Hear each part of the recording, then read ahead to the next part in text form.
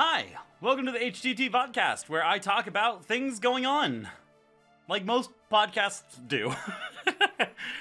Today we're going to talk about Dice Tower West. I just got back, and it was the first convention that I actually worked, like, top to bottom, where I had to deal with shipping things into the convention, setting up a booth, kind of selling product. We'll get into it. And it was a lot of fun, and I wanted to talk about all the amazing things and people that I got to spend my time with, so we're going to go and talk about that. So, what is Dice Tower West? It is a board game convention that's based off of, or I guess run by the Dice Tower people, and it is very similar to conventions like BGG, although it's a little bit more corporate and a little bit more show floor focused than just strictly playing games, but not by much. And it feels, it's funny because I've been to BGG a bunch, and it feels both smaller and bigger than BGG, even though I know strictly it's technically a bigger convention, so I don't know. Let's just go through how the convention went for me day by day. So day 0, travel day. I got there Wednesday. Funny thing, my Lyft driver from the airport was named JC. So that was really confusing because if you didn't know, that's my name, and it's not a very common name. And I was so confused because it said, like, JC is arriving, and I was like, no, I'm not. I haven't even left yet. Anyways, I was there to work the Floodgate Games booth, which was a lot of fun, and I got to bring a buddy along, so that was really cool. Thanks, David, for coming with me. And when we first got there, because we pretty much headed straight there from the airport to the hotel where the convention was being held, and I could not find where to pick up shipments, which was terrifying, because picking up shipments is very important when you've shipped things to the hotel. So I walked around that hotel for 30 minutes trying to figure out where to pick up things. Turns out you pick it up at the FedEx office, but not the FedEx office area. There's 2 office areas in the place. Anyways, we're at by the way, it's the Westgate Hotel, if I didn't clarify that already. So there are 2 FedEx locations at the Westgate. One is just an office where they have, like, fax machines and stuff. The other is the actual shipment facility, and I did not know that. So finally, once I found it, I was able to get my shipments in. Everything got there okay. We got to set up the banner, we got to set up the tables. Floodgate has these cool, like, standing tables. They're pretty common in a lot of booths nowadays. One of the things we had to set up too was the tables that the convention provides, and I wasn't really using those tables. I was mostly using Floodgate's tables for the first couple days, so we had an extra table just sitting around, so we just kind of put it somewhere, and it disappeared later, so I think that was the right thing to do. You're gonna watch me do this shrugging motion a lot. That's kind of the energy I bring to most conventions.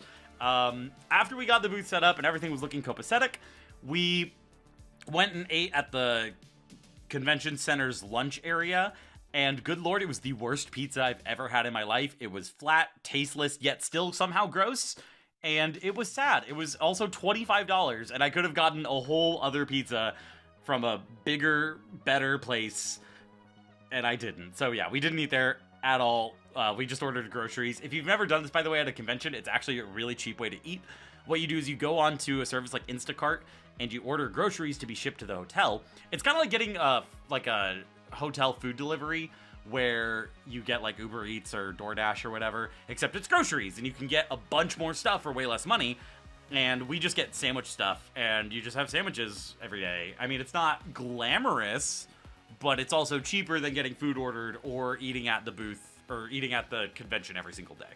So, way better. So we did that, saved us a ton of money. I had a little bit of a minor freak out at this point. We go back to the booth, and I'm like, okay, so we need to get the games set up that we're demoing. And we didn't have them, and I knew this going into it because my buddy had accidentally forgot them at home. I loaned them to him so he could learn how to play the games that we were demoing, and yeah, he forgot those, and so we were like, whatever, we'll just get them from the retailer that we were working with. So we worked with a retailer called Little Shop of Magic. They're local to Vegas, which means that they're really close by, which means that they're able to have stuff shipped to them, and then they just bring it all to the convention center as the convention goes on, and they can do it for really, really cheap. So they work with publishers to, you know, have their games at the convention without having to pay an arm and a leg to ship it and keep it at the hotel, because doing that costs a ton of money. So I was like, we'll just go grab a copy from them. It's fine. Well, they weren't there. And so we were looking at the map, which, by the way, Dice Tower... Oh, we'll get to Dice Tower West's map in a second. We were looking at the map, and we found where we were. We found where their booth was supposed to be, and there was just tables there. Like, not even like a booth, like, sectioned off. It was just tables and chairs, like it was any other demo or free play area. So I was like, well, are we gonna have to go drive to a board game store to buy these games? Like, what happened? Anyways... it turns out, since they're so local, they don't get there as early as we did to set up. They show up later that evening. It just takes them a little while to set up. They just have to do some shelves and games, so it's not that big a deal for them to show up at like 6 p.m. I didn't know that, so I was freaking out the whole time. It worked out fine. The main reason that I wanted to work with them is because Vegas has weird tax laws, and so you can't just like collect sales tax as you're processing the payments. You have to submit forms to Dice Tower, who then have to submit forms to, I assume, the hotel, who then have to submit forms to the government about taxes made.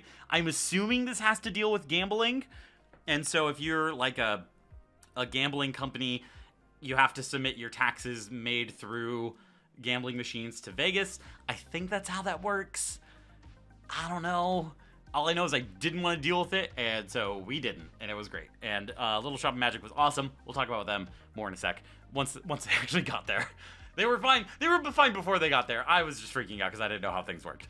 But anyways, that was basically the gist of the first day. We got everything set up, everything was squared away, and we were ready for day 2. Yeah, the first morning at the hotel was a bit weird. We had to kind of get used to being in a Vegas hotel because the Vegas hotel we were in allowed either smoking weed or cigarettes in the main like casino area of the hotel because it's in Vegas. So of course there's like a casino in the lobby. So that was weird. It was a very big sensory overload for me for sure. Not as bad as I think like a casino would be. It was also weird to get used to the hotel in terms of a convention because normally hotels have only one restaurant, maybe 2 tops if you're at like a nice one. This hotel had no less than 3 restaurants, as well as multiple like shopping areas and other things. It was basically a full mall inside this hotel, and we had to walk through the entire gambit of that to get to the convention area and back again to get to our room. Fortunately, we weren't hauling anything from our rooms, or else that would have been torture, and I would have gotten one of those luggage carts every single day if I had to do that. During the first day, I really got to get to know my booth neighbors, which are the people that are next to me. I don't know why I'm explaining that. You can get the concept of booth neighbor from just the words. I know some of their names, and I know some of the companies. I did my best to ask my buddy if he remembered any of them, and I don't remember some of them, and I feel really bad about that. And so I was going to just go to the map that I was talking about earlier, but Dice Tower West deleted it. And they also never had the retailers listed as like a list on a website anywhere. You had to go find it through a scavenger hunt, essentially, and it was awful. More about that in later, but it was the worst.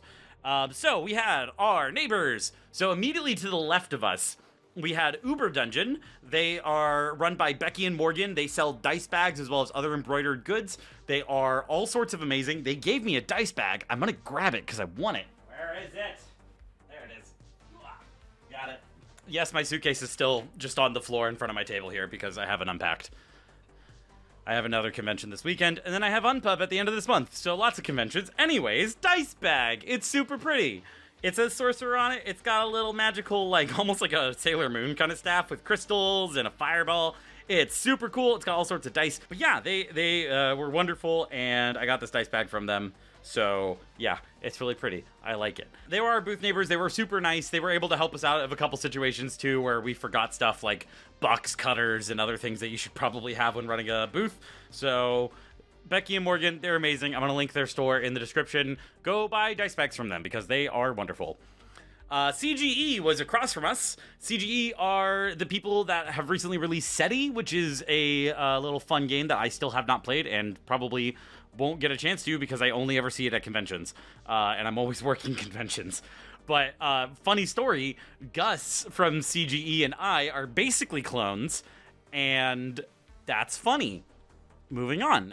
If you're just listening, by the way, tab over to your screen to watch. I want you to think of whether or not I did a face swap on this, and if I did or not. you can't tell. We're identical. It's weird.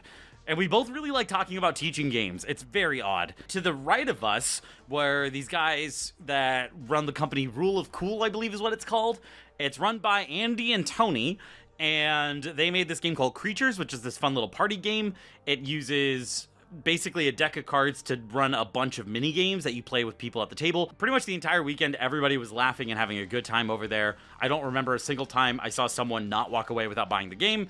And I mean, maybe there were, and I just missed it because I was working, but everyone seemed to have a really good time over at their booth. So they're awesome. They were really, really cool to talk to the entire convention because there was a lot of downtime. And we'll get to that in a second. I'm saying that a lot. We'll get to, there's a lot of things to talk about.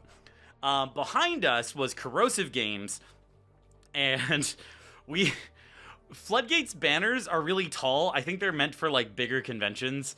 And so the banner that we got is a double-sided one that has a big landmarks display on the front, and then it has kind of their variety of games on the back. And then at the very top of the banner is the Floodgate Games logo. Well, the problem with that is that with the 10-foot tall banner, the 8-foot tall walls left the top part of the banner exposed. So when you looked at it from their side, there was this big Floodgate Games right over their booth.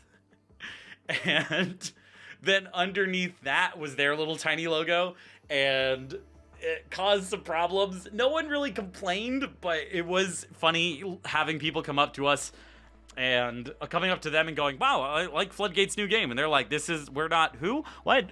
And I offered to turn it around, and they said it was fine. So, it was fine. It's fine. Yeah, they're really cool. They have this really cool modular area control game that they're putting out on Kickstarter. I think it went on Kickstarter the day I'm recording, or 2 days ago. I think they said it was going on Tuesday. So yeah, a couple days ago as of recording this. I'm going to see if I can find that Kickstarter and link it into the description, because it seems like they put a lot of time and effort into the game. It has a lot of really cool stuff going on. I think they have future stuff planned for it as well. So go check it out. They crammed a lot into a smallish kind of box. It's like half the size of this, yet it takes up way more space. They were really efficient with everything. It sounds like they have their crap together. They're really cool. Corrosive Games. Awesome people. So those were our immediate neighbors around us. We had some not neighbor people. We had some neighbor-ish people. So diagonally into the front right of us was Van Ryder Games, and so their sales guy, I think it was. I don't remember what he does for the company. His name's Byron. He's a really nice guy, and my buddy and I bumped into him at the airport, and he showed up.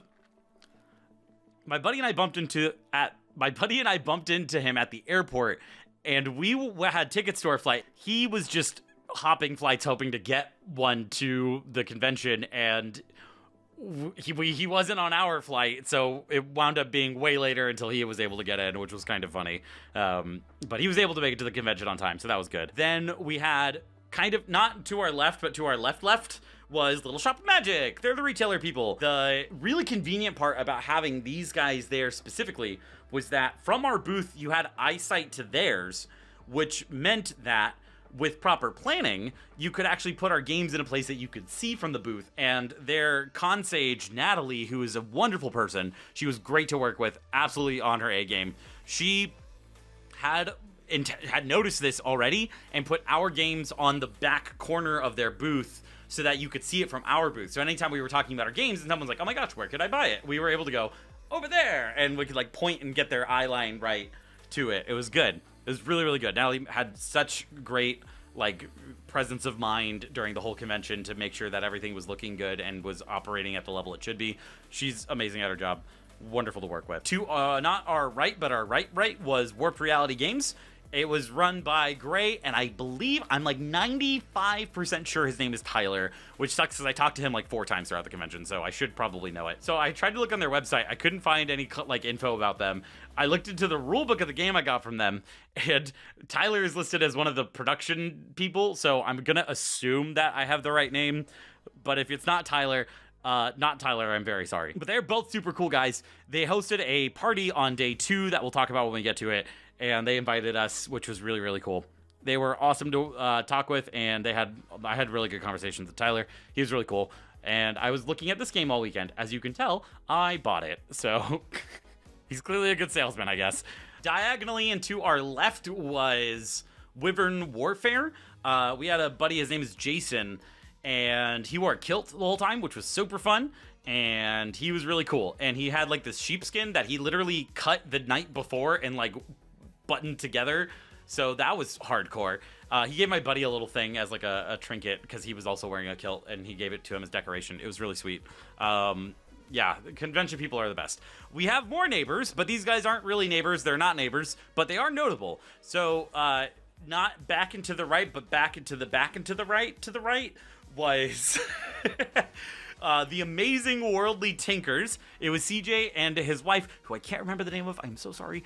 But I remember she had a really pretty name too. Anyways, CJ was really, really fun. He had this really thick Scottish accent and was really fun to talk to, and was just the most delightful person I've ever met. He always had a smile on his face. And they sell RPG books, hand-painted miniatures, and the wife hand makes these Karma dolls, which are these little misfit toys that you can like button to your convention bag. And they're kind of always looking for a home, and she said that they really resonate with people who are more on the like neurodivergent side, who feel like they don't belong. And then she has these misfit toys that don't belong, and you can adopt them. It's really, really cute. Both of them are just the sweetest, nicest people. Every time I got to talk to them was an absolute joy. Next up is Varua Games and Urban Professional Games. We have Emily, who runs Varua Games, and we have Ashwin, who's a buddy of mine. I met Ashwin through the Building the Game server. He's been really supportive of the YouTube channel, as well as just being a really cool dude all around. He's really fun, and I always have a good time when you can't have a bad time with Ashwin. He's always a blast. And I met Emily through the Indie Game Night Market. Funnily enough, I actually sat next to her booth at the Indie Game Night Market when I was filming a time lapse for it, and so we basically sat there for like an hour together, just kind of chatting. So that was fun. And she remembered me, and I remembered her, and it was great. Ashwin was running chicken fried dice demos all weekend, and Emily was selling Tack, the board game, which you'll see right over there. She was also selling some of her other games. I believe one is called Corgi Circus, which is adorable. It has little dog bone meeples. Yeah, she's crushing it. And we'll talk about Tack in a second, but yeah, both of them are amazing people. I think they split a booth, and they crushed it. They were doing so good. Also, a person of note, I met Lincoln of the Game Bard notoriety. He's just a super nice guy. We just chatted about stuff, and he swung by every once in a while to catch up every day, and was just a really nice guy. Cool. For the first day, it was probably, I would say, the second busy day of the convention. It was weird for me to adjust to a slower convention. I don't do slow conventions well, apparently, because I'm so used to conventions like Gen Con and PAX U and others. Those conventions are go a million miles per hour the entire time and then collapse at the end of the day, whereas these conventions are longer, slower, and more of a marathon than a sprint. So yeah, that was rough. That was real rough. I found myself really tired by day one. I think I was also tired from setting up and tearing down the booth, or well, just setting up the booth at this point. And so I was also really nervous because it was my first booth. I was literally contracted by Floodgate to run their booth, and it was very stressful for me personally. It wasn't really stressful in hindsight. Like, there wasn't really much to mess up. I've done booths before. I've volunteered for booths. I've set them up. I've I've torn them down. I've run demos at them before, you know, and I've specifically even already demoed all the games that I was showing at that point in the week. So I don't really know what I was worried about, but I was definitely on edge, and was like I was mentally prepared for a really busy day. I felt bad for my buddy who I was giving a bunch of crap because he was, you know, he would sit down and like check his phone when no one was around, which in hindsight, totally fine. When there's nothing going on, you don't need to be doing anything. But I'm so used to those busy conventions where if you stop for even a half second, 15 people have walked by. So I was giving him crap for that, and I feel bad about that. But he turned around and crushed it. We'll talk about, I guess I could just say it now. He actually sold out one of the games we brought, so he did really good. So I'm super glad he went, and we had a really good time. After the convention hall closed, we went and got hibachi. That was fun. Went with Emily and friends, and Emily, Ashwin, my buddy, and Emily's family as well, who were all very sweet. I had never had hibachi before. I was pretty sure I wasn't gonna like it. Turns out it was actually pretty good. I didn't eat any of the seafood stuff, and I had to specifically request some certain things off of things because I have a lot of food sensitivities. I'm not allergic to anything. I just think they're yucky, and I can't do it. So it was really cool. And the place that we went to was really cool. You'll probably have seen by now some 360 photos. I got some 360 photos of the whole thing, so you'll be seeing those on the screen now if you're watching this like a video. But again, it's a vodcast, so you don't have to. Hooray for multimedia projects. All right, day 2. Is same thing, but a different day. Get there, run games and stuff. I think it was busier than Thursday, but not really by much. This was the day that I was told about the green room that they had for the exhibitors. It was off to the side. You had to walk a little ways to get there, at least from our booth. The other booths were way closer. It was like kind of catty corner from us on the other end of the expo hall. And when I got there, by the time I got there, there wasn't really much left. It seemed like they had set out a bunch of drinks, and they had sent out like cookies and snacks and all these other things, and tea and coffee. And honestly, every convention should have this, because that was amazing to discover. They didn't really keep up with it throughout the week, which would have been nice. I think I would have used it a lot more and have been much more likely to recommend people to go to Dice Tower West as an exhibitor if that was still a thing. Because honestly, if you had enough snacks there to get all the booth workers through the day food-wise, and you just had to pay for like one meal at the end of the day, maybe a big meal, then that could save a ton of money for the exhibitors in just terms of food. And also, it would be a lot more convenient. You could just go over there, and you don't have to take a huge break from your booth. You can just walk over there, grab some stuff, sit down for a bit, and then come back. It's a really good concept. I hope more conventions take that concept and run with it, and maybe have multiple green rooms, maybe have green rooms that serve multi-purpose, so maybe, it could function like kind of a content creator space as well as an exhibitor space. It could be used sort of like a meeting area for people that want to take meetings but don't have space in their booth to have like a meeting there.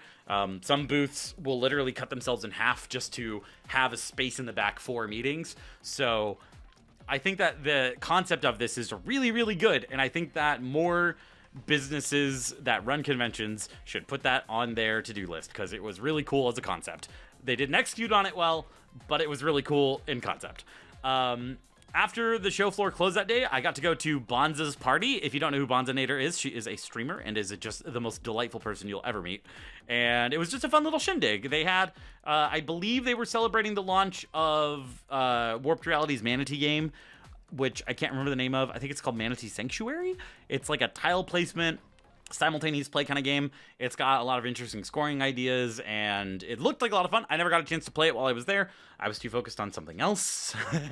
And yeah, it was hosted by Warped Reality, and this is the thing that they invited us to, and it was a lot of fun. It was really funny listening to Bonza call out. They had a raffle, and so there was all these tickets. Bonza is like on the other end of this entire like showroom floor, ballroom kind of area, and she is screaming at the top of her lungs these these ticket numbers.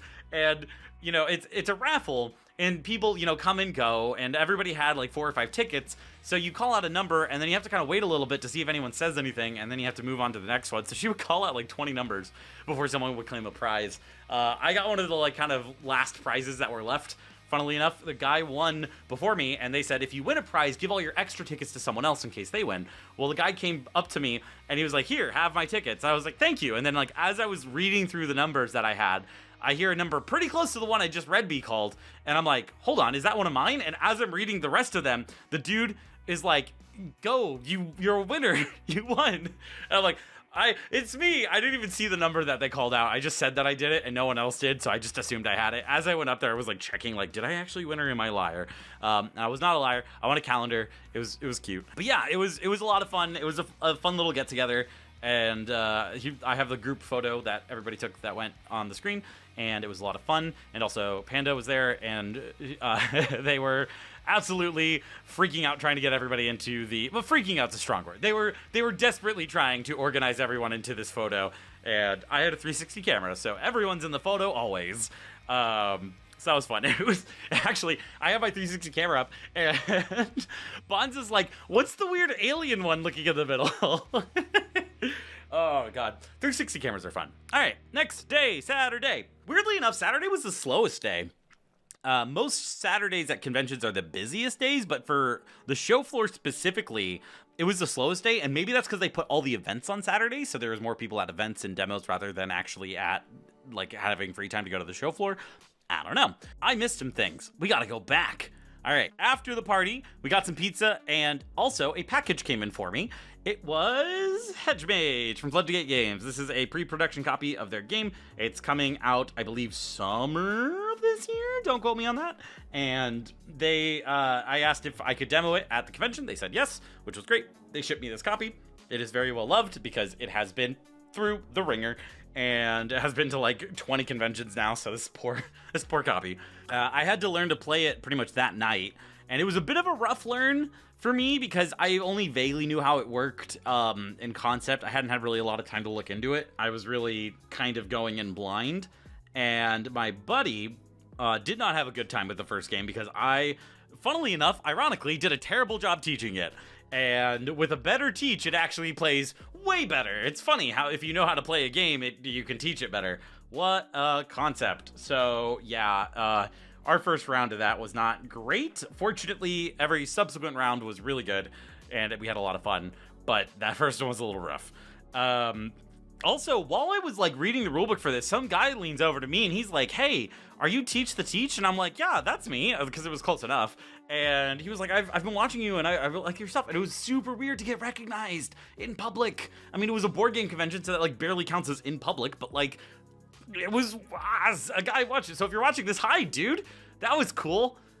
Thanks for almost knowing my name. That was really cool. It's called How to Teach. But I didn't care. I was too happy to I was too happy to realize that someone actually knew who I was. That was weird.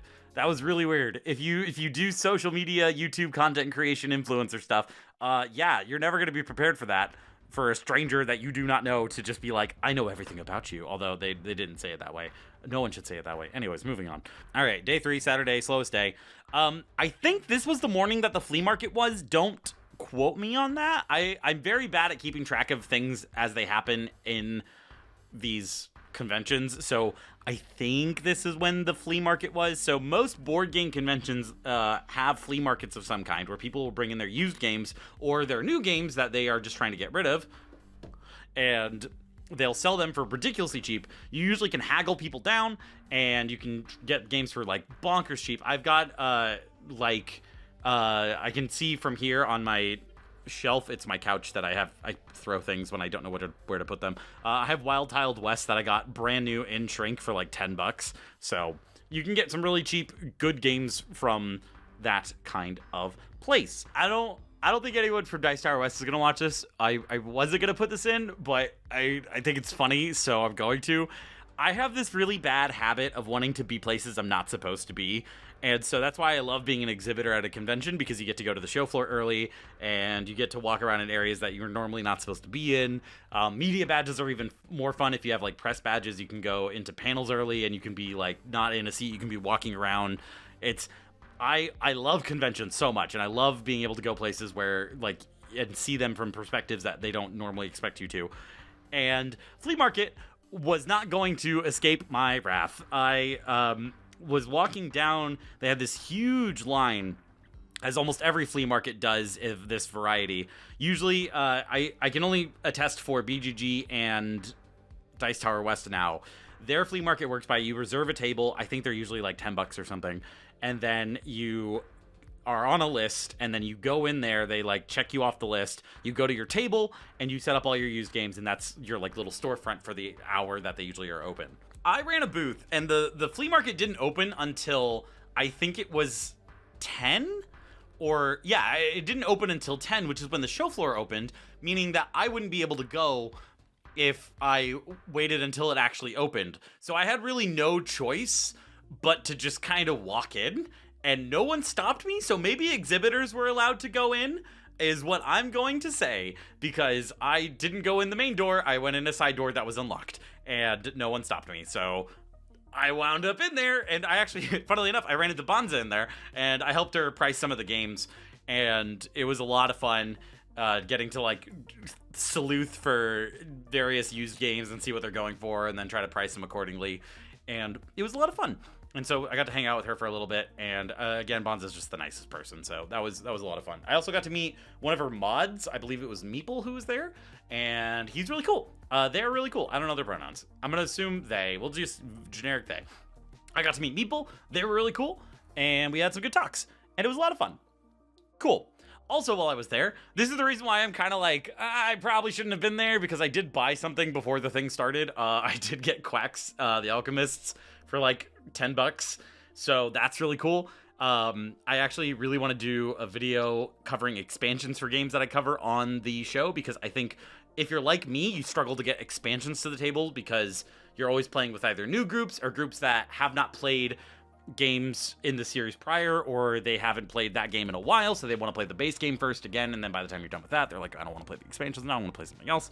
So I want to do games covering how to teach expansions specifically, and I think this would be fun. So if you want to see that, leave a comment, or go vote on Patreon. If you're a Patreon supporter, you can vote on games that I cover on the show every once in a while, but I don't have sponsors. Hey, look, I don't have a sponsor right now. So yeah, we're going to do another one of those. So if you're a patron and you're watching this, go vote on the next game I cover. This one's going to be on there. This one is not, because I want them to pay me to make a video for it so I can put more energy and love into it, because that would be really fun. Yeah, so that was the flea market. It was a lot of fun.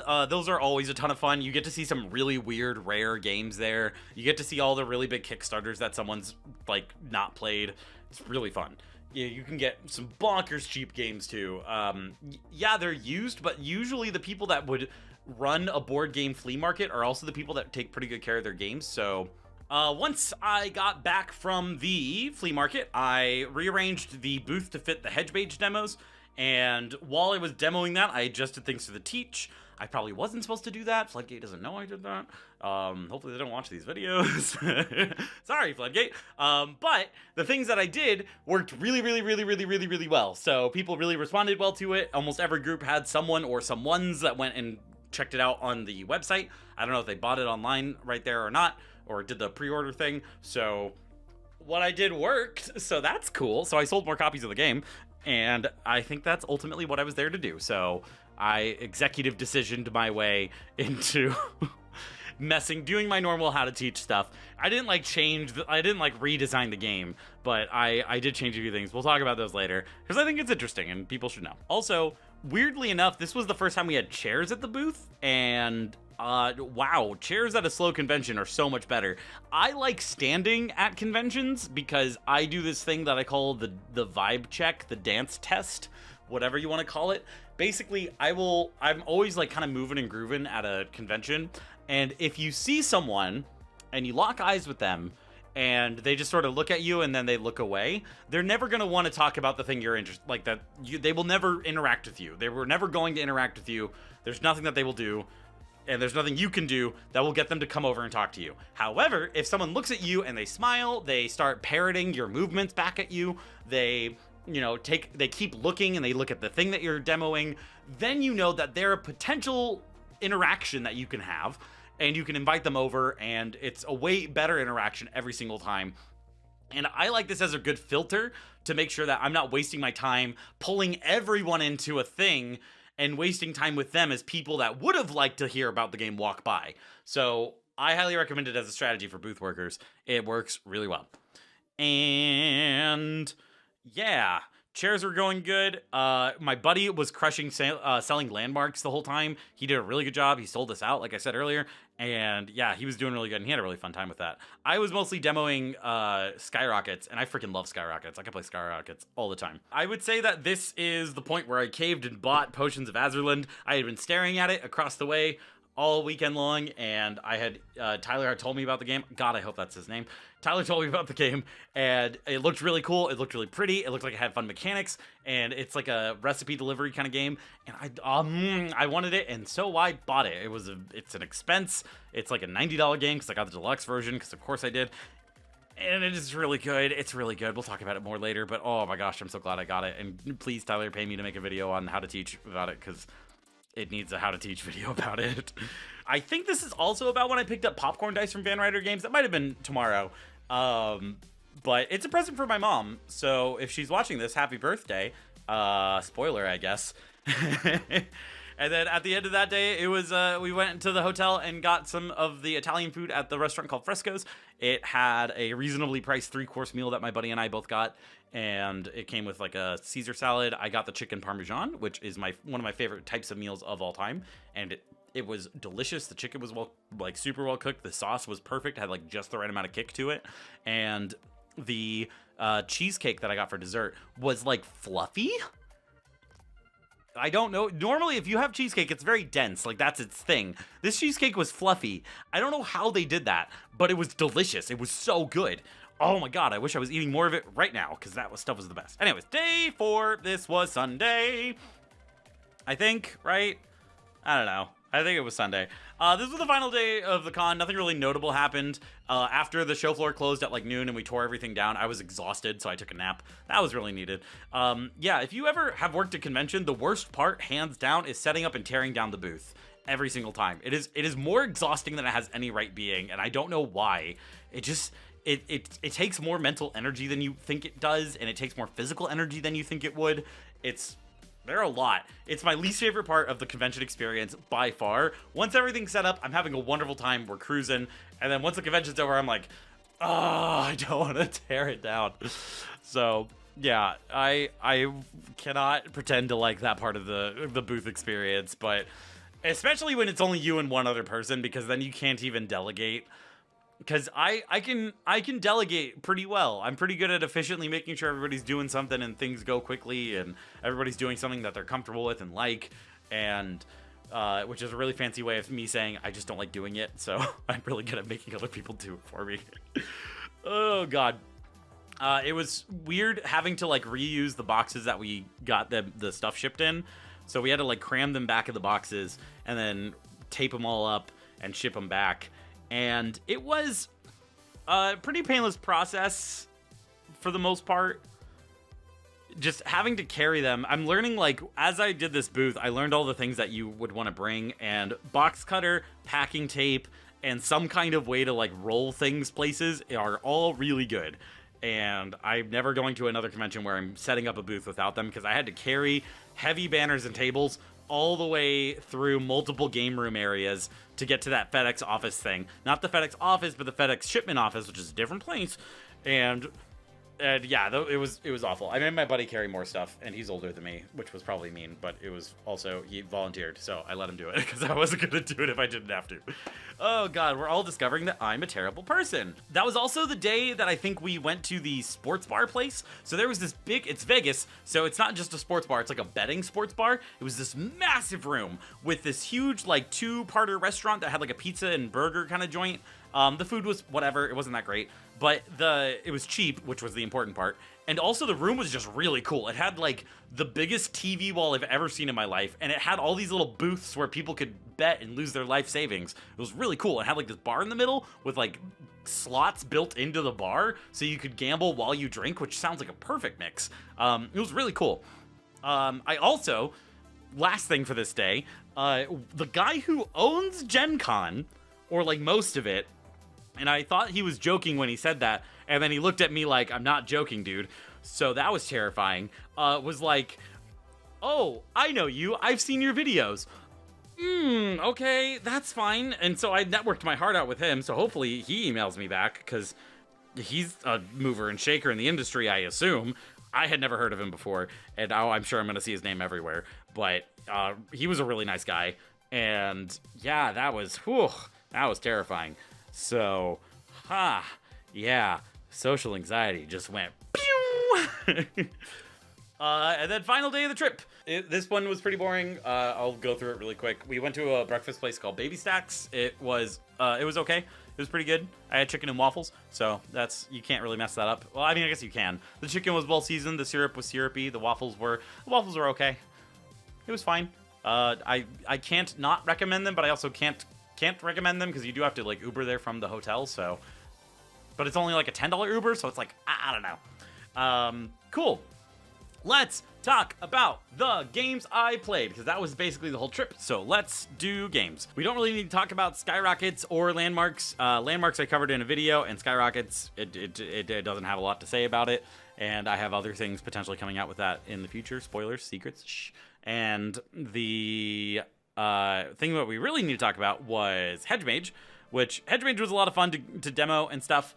This isn't Hedge Mage. That's not Hedge Mage. That's Hedge Mage. Hedge Mage was a lot of fun to demo. I modified a few things for it, and the things that I changed were very simple, standard changes that I would make in a How to Teach episode. So I swapped out one of the objective cards. I added an extra thing to the start of the game to make it go a little faster. I changed the way that you set up the game, because that's one of my favorite things to do. In the game, you have your garden with your gnomes in it that you're trying to protect from your neighbor while you try to steal the gnomes in your neighbor's lawn. And it's a lot of fun. It's really cool. It's simultaneous play, so everybody places a hedge to protect their gnomes and then moves their little wizard guys around to steal their neighbor's gnomes. Well, the concept of playing on two boards doing two separate things that are traditionally like a player's board, like normally when you're handed a player board, it's only you fiddling with it. So the concept is a little bit of a diversion from normal expectations in board games.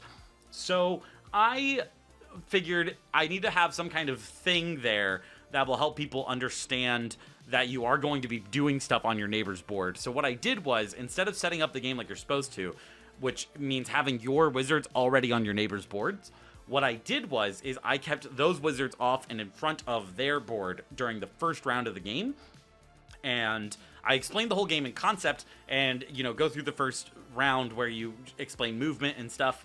And then I said, all right, now you're going to place your wizards in your neighbor's garden on these two tunnel spaces where you're supposed to do them in setup. And by having everyone physically pick up their pieces and put it into their neighbor's board, all of a sudden it clicks that they're supposed to be moving pieces on that board.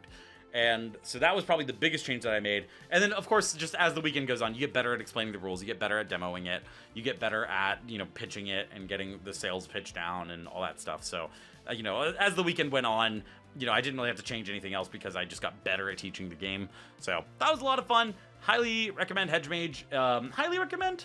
Yeah, I would highly recommend it. I like checking it out, if nothing else for the simultaneous play. One of the first games I ever designed is a game called Spellbook Scramble, which was a maze building game. So maze builders have a special place in my heart, and I love Hedge Mage's maze building stuff. It combines movement with maze building in a way I haven't ever seen. So it's a lot of fun. Highly recommend it. Yeah. Potions of Azurland. Yes. Oh, this game is so good. I had so much fun with Potions of Azurland. It was a lot of fun. I really hope that I get to make a How to Teach episode on it because it is a doozy of a teach. So it's got a bunch of really cool stuff like... Right off the bat, I have the deluxe version, which means I have metal coins. Metal coins are the best. They make games really amazing. It was funny, as I was punching... Well, I don't think I actually had to punch anything. Oh, yes, I did have to punch things out. As I was punching the game out, one of the guys from, I believe it was Gray from Warped Reality, came over to me and was like, hey, there are two things you should know about this game, and Tyler had just finished telling me them, so that was funny. They actually have a PDF guide of how to put the game back together because it is a little bit unwieldy in that regard. There's a specific way you have to stack everything, and they have a little PDF that takes you through the whole thing, which is really cool. I will say I have one complaint about the insert. I don't know if it's specifically the dice or if it's the insert, but one of the dice doesn't really fit into the thing. I don't know. Maybe that's just me. Maybe it's not. I don't know. It's unimportant. I will say one of the things that's really important when teaching this game is you need the player reference cards to teach it because not all the rules are explained in the rulebook, which shame on you, Warped Reality games. But the player guides have really important stuff on them. Like, for example, icons that are not explained in the book. And I really wish that the rulebook had all this information in it somewhere, even if it's just on the back, which there is room for. I don't know why they didn't put it. But the player guides, they're hiding under the rulebook for the expansion that you don't use in the first game. So there's really, you just don't see it unless you read it in the setup guide, which if you're like me, you skip the first 4 steps of every setup guide because every board game is basically the same. Maybe that's why I struggle to learn games sometimes. But the game is really fun. My favorite mechanic of it is that it has potions that you can drink that give you different effects based on the things that you've upgraded and researched about them. So as you play the game, you're researching more about the potions that give you different effects, and instead of selling them, you can drink them for immediate benefits. And I will say the group next to us treated the game like a spreadsheet, and they were like, mathematically, it's not beneficial to drink the potions. But the thing is that they're so fun, and they do so many cool things, and they combo together really well in ways that you can't when you're not drinking them. I'm sure it's more efficient, and you get a higher score if you just purely, exclusively make and sell potions and never engage with the entire drinking mechanic. But you're missing out on so much fun of the game. And I actually do think that if you do it optimally and you really plan out your kind of combo lines, I do actually think that you could potentially out-earn someone who's running away with it. And also, when I told that strategy to Tyler, again, good lord, I hope that's his name, he was like, actually, there's a way to like counter that if someone's doing that. You can, I think because they're less flexible, you can start basically stealing the visitors that you would have sold the potions to. So yeah, it's a really pretty game. It has all sorts of wooden components. All the dice are wooden too, which I find interesting. And they're really fun. I highly recommend this game. It's a lot of fun. It does have a bit of a hard teach because the first round of the game is really rough because no one knows what they're doing, and you kind of need to know how the entire phase of the game goes. So I have ideas for how to fix that, but I'm not going to say them because I want to do a how to teach episode on it. So pay me! Ha ha ha! Cool. Next, I got to play a little bit of Popcorn Dice. So Popcorn Dice is a push your luck game based on popcorn, and you have kernels that you roll, and if you get little white popcorn pieces, that's like a point, and if you get double popcorn piece, that's worth 2 points. But if you have a black popcorn piece, that is a burnt piece of popcorn, and you have to re-roll it. I'm pretty sure the odds are consistent across all the dice, and it's just a fun little popcorn game. It takes like 10 minutes to play, it takes like 3 minutes to learn, and it is really fun. I really love this game. It was really cute, and my mom loves popcorn. They do have like a set collection one that adds extra, like, it's colored popcorn, adds extra like mechanics to that. And I thought about getting that one, but my mom doesn't like the colored popcorn stuff. She likes just plain popcorn. So I figured I would get her the one that, also she doesn't really like complicated games, so I figured she would like this one more. So then we have my favorite game of the convention. Sorry, Potions of Azurland, I love you very dearly, but TAC. This is a game made by Emily that I was talking about earlier, and this is produced by Zorua Games, which is her company, and it is really, really good. It is a gorgeous game. So what she did was she actually like tore pieces of paper and did basically papercraft art for the entire game, and it looks incredible. She signed my copy, which was really sweet. And the game's color palette is really pretty. It's like all these kind of light pastel beach kind of colors with these really gorgeous swirly pink and blue D6s. The way the game plays is that both players... oh hey, the rulebook that I didn't put back in the box. Well, that's on the floor now forever. Dice. Each player has a set of 5 dice that represent their little ship that is trying to make it to the shore. And so both players roll their dice and they stack them on the sides, and you have a grid of numbers between the two of them. So you have a 5 tall grid. It's like a 5x5. And the numbers that you roll are trying to add up to the column total that is listed on a randomly picked out card. So like the first column is 9, second column is 11, third column is 7 in this game in particular. And what you do is, on your turn, you literally just move one of the die forward or backwards in one of the column or one of the rows. Dice block other dice, so if player 1 puts their dice all the way in the very first column, I can't even get that dice out of its starting area. And it's got a lot of depth. It feels like you're playing a little bit of chess without all the complicated piece rules. I say complicated like chess is complicated. It has that level of depth and strategy to it in a really interesting way. It allows itself to be this really interesting puzzle that you get to figure out and optimize for. Anyways, the main point of this game is to get your little boat to the lighthouse in the middle, and the way that you do that is by adding up the columns of each of the rows after a turn, and if that column adds up to exactly the number listed at the top, then you score that row. And the way that you score points is that for every dice you have that contributed to that total in that column, then you get a point for that die, and then you re-roll it and put it back in its starting position. It is just such a simple, clever thing to explain. But then, on top of it, it's got these, like, unique ways that the game breaks its own rules. So, like, low dice can jump over other opponents' dice. Dice can push other dice. At the end of your turn, you may re-roll a die in the starting position. So if you haven't moved a dice out yet, you can re-roll it. It's really freaking good. It's got so many good ideas. It's got variable setup. It's got a solo mode that I haven't even touched yet, but it sounds really, really, really interesting. Oh my god, this game is so cool. I freaking love this game. And it was funny, I brought it to dinner to play potentially, but I realized we were at a really fancy Italian restaurant, so I didn't feel like getting it out and embarrassing myself. And especially because the tables were very solid wood and is very loud. So talking with the designer, she was like, oh yeah, it was designed to be played over dinner because there are 2 dice and you have no cards or anything in your hand, so you can still eat. Oh my god, it's so smart, and it's designed for 2 players. It's like the perfect date night game, and so I am so excited to play this game more. I really love this game. I knew I was gonna love it when I first saw it, and I continue to love it even more, and it is really good. Oh my god, I love this game so much, and I hope that it does really well. I'm putting links to buy this game in the description, and you should go buy it immediately because it is really freaking good.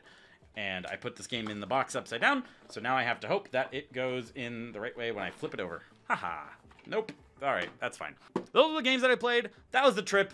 Now, let's review the con, because I think that as someone who never had been before, I wanted to kind of talk about it. I did work the convention, so I can't really be that accurate as to what the attendee experience will be like. I think that if you're a worker from that perspective, I think it's probably better if you're a smaller local publisher with small print runs to sell.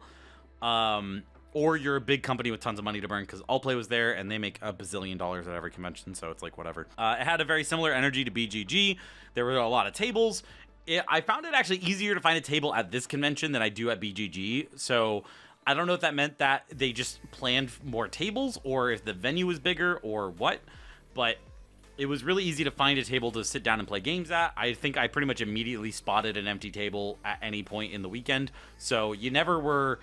Like, at BGG, you are running around the entire convention trying to find the table that's open, and then you claim it, and then you hunker down there all weekend because you don't want to lose it. The convention has more demos and demoers available. And the expo hall was a little bit more...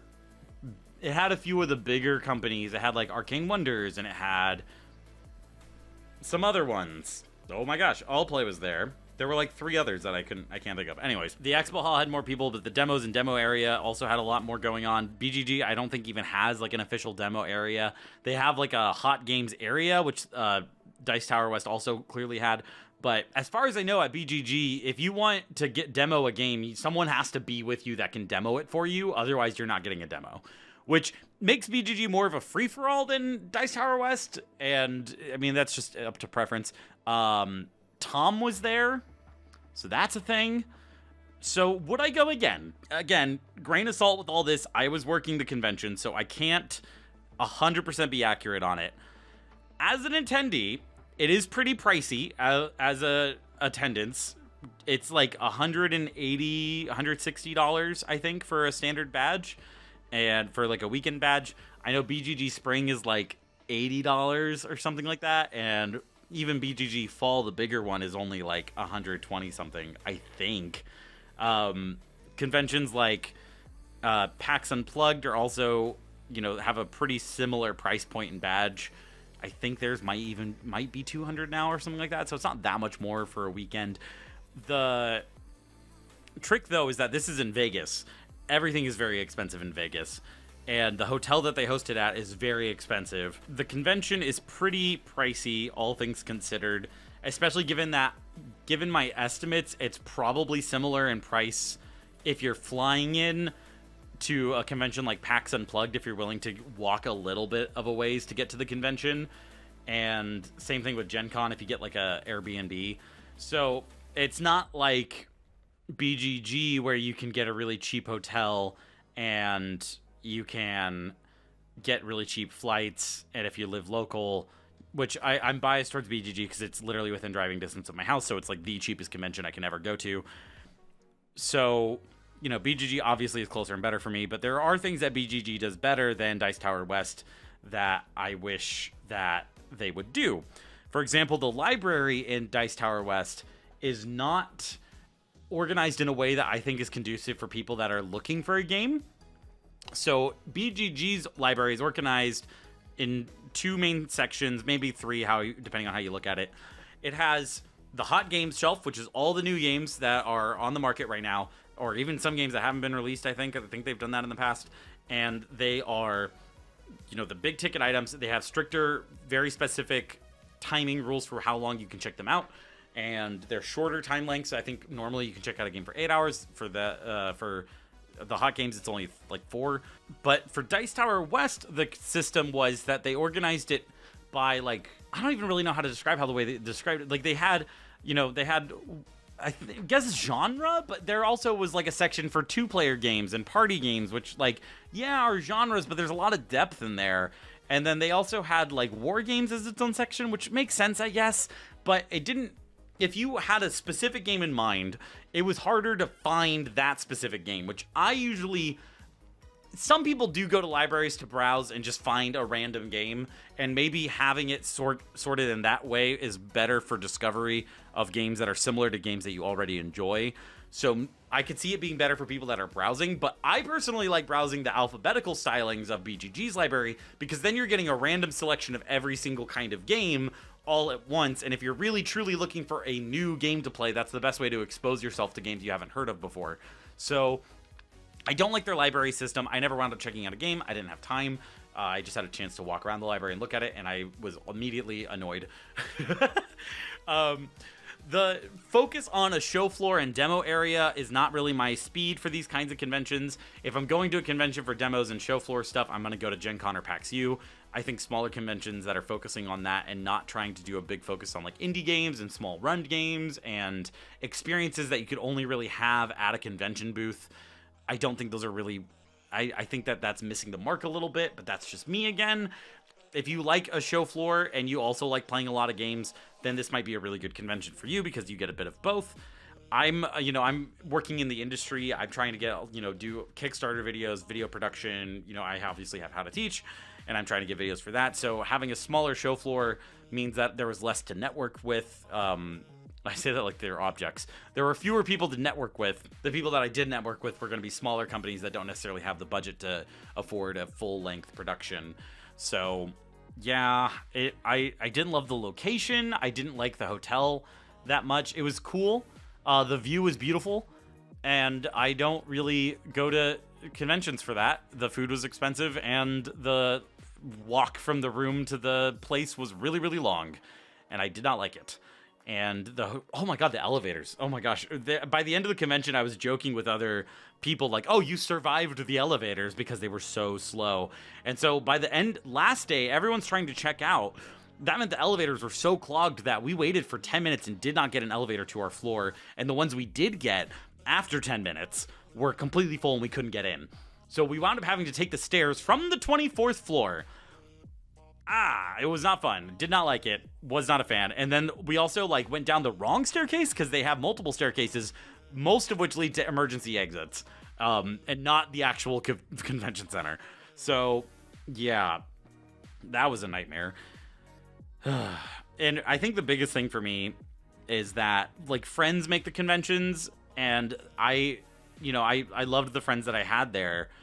And, if they were going again, I might be tempted to go.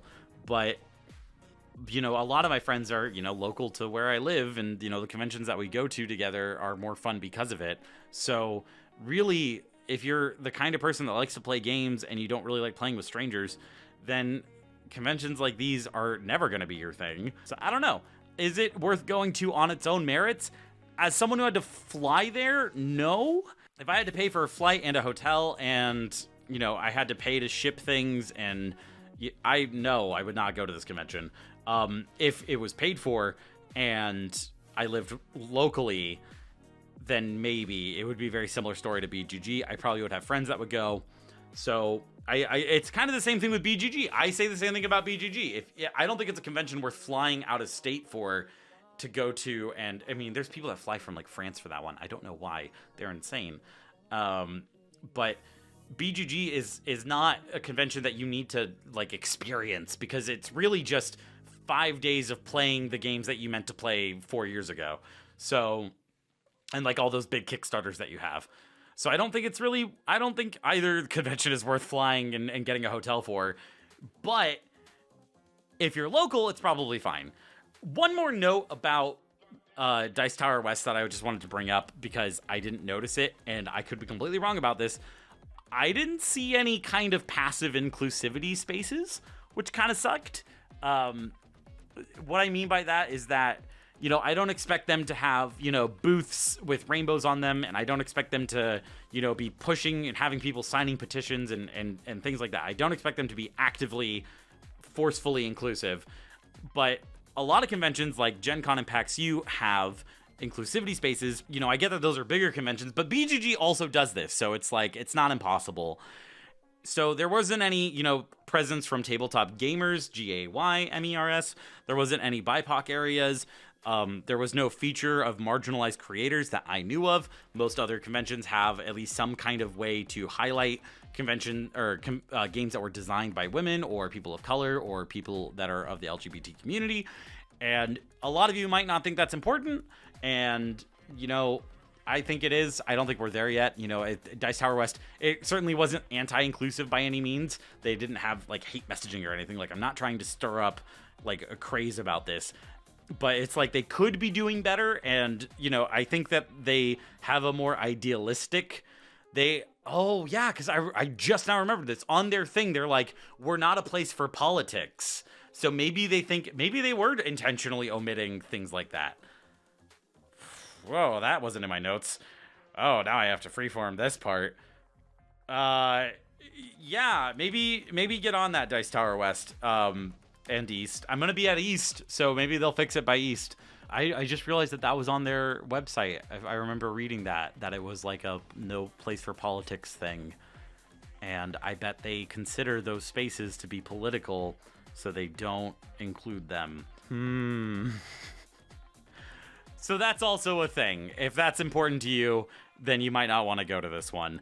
I did not see anything. Again, I did not see them. That does not mean they don't exist. I did not look at the show guide. I did not look at the website very thoroughly. I did not use the event creator thing very much. I was working, and I do know that there were a lot of, you know, vendors that had LGBT stuff like rainbow pins and things like that, which is awesome. I love seeing that, but that wasn't sponsored or put together by Dice Tower. I looked at Dice Tower's merch booth and I didn't see anything like that.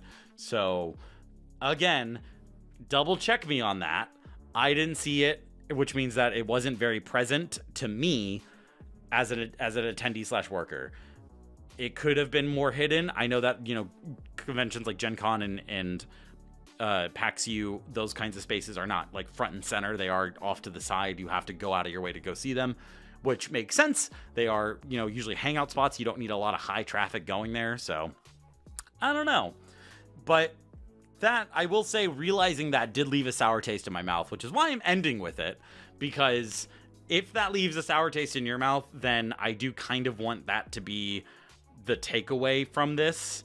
Is that if you are looking for inclusive kinds of conventions, then that is something you should know. And if you're annoyed that I think that that's a big deal, then you can go to Dice Tower West. I'm not stopping you. And again, they weren't, actively against that kind of stuff. You know, I wore Pride shirts. I had Pride bracelets on. No one, like, took me to a side room and beat me up or anything. But, like, they could be doing better. So if that's a big deal to you, then Dice Tower West is probably not going to fulfill that need. I had a really good time because of the people that I was with and the things that I got to do. I don't think that the convention itself was facilitating much of that. And so as a result, I probably can't recommend going to Dice Tower West. Subscribe. I have no idea how to transition to a happy ending from that. I had a really good time. Potions of Azerland is cool. Go buy tack. I think that's all I got. Thank you so much for watching. I really appreciate you sticking around. I know that ended on a little bit of a more serious note than I normally do. I'm pretty cheery most of the time, and I usually try to avoid talking about that kind of stuff. It felt important, so I felt I should bring it up. I don't have a lot of influence on this world, but I may have the tiniest bit of influence on the board game community. So I'm gonna do what I can to affect what I can, and continue having fun playing games. So thank you very much for watching. I really appreciate it. And I will see you guys in the next How to Teach episode. Again, patron supporters, go vote on the next game that gets covered on the show. I should have the poll up by the time the video goes live. And neat. I think that's all I got. Go buy TAC.